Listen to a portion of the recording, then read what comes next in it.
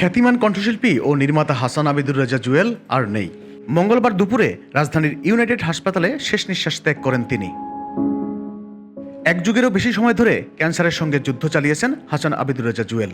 অবস্থার অবনতি হওয়ায় গত কদিন ধরেই ছিলেন হাসপাতালের লাইফ সাপোর্টে। অবশেষে চিকিৎসাধীন অবস্থায় তার মৃত্যু হয়। তার মৃত্যুতে সঙ্গীতাঙ্গনে নেমে আসে শোকের ছায়া। মানুষটা দীর্ঘদিন ফাইট করছিলেন এবং অবশেষে হার মানলেন।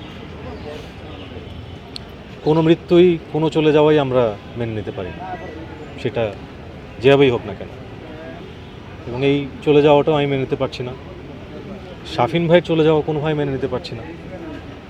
জলজ্যান্ত একটা মানুষ দেশের বাইরে গেলেন প্রোগ্রাম করার জন্য, ফিরলেন একটা ডেড বডি হয়ে।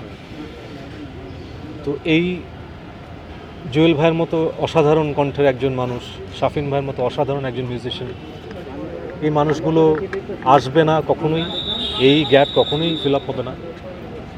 আমরা সবসময় তাদের এই চলে যাওয়াটাকে মিস করব।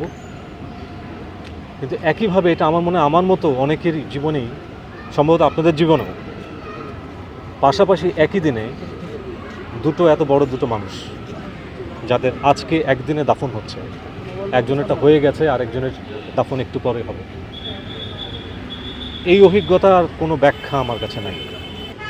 এই যে আজকে শাফিন ভাইও গেল, জুয়েলও গেল, সময় তো ওদের হয়নি যাওয়ার। যা হয় আল্লাহ যা করে ভালোর জন্যই করে। ওরা যেখানে গেছে হয়তো ভালো থাকবে, কিন্তু আমাদের দুঃখবোধটা ওই জায়গায় যে এই মানুষগুলিকে আর কিছুদিন ইন্ডাস্ট্রিতে দরকার ছিল খুব বেশি। শাফিন ভাইয়ের মতো একটা মানুষ, এরকম একটা মিউজিশিয়ান, উনি তো আমাদের গার্জিয়ানের মতো ছিল। ওনাদেরকে দেখেই গান বাজনা আমরা শিখেছি, আমরা করেছি। উনিও চলে গেল, জুয়েলটাও চলে গেল। স্মৃতি, জুয়েলের যে কাজ, জুয়েলের যে ফটোগ্রাফির কাজ, জুয়েলের যে সঙ্গীত, এগুলো নিয়ে নিশ্চয়ই আমরা একটা কোনো আলোচনার মাধ্যমে অ্যাটলিস্ট বই প্রকাশ, যেন কিছুদিন আগে ফরিদি ভাইয়ের উপরে একটা বড় ধরনের প্রকাশনা আমরা করেছি।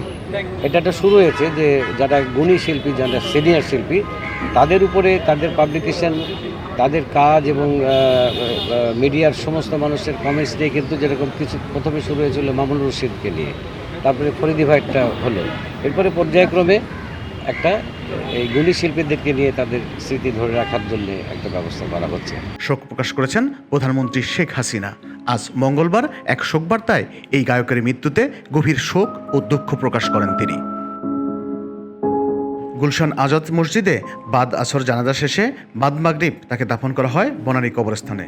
জানাজায় এসে অশ্রুসিক্ত নয়নে তার সতীর্থরা তাকে স্মরণ করে আবেগ আপ্লুত হয়ে পড়েন।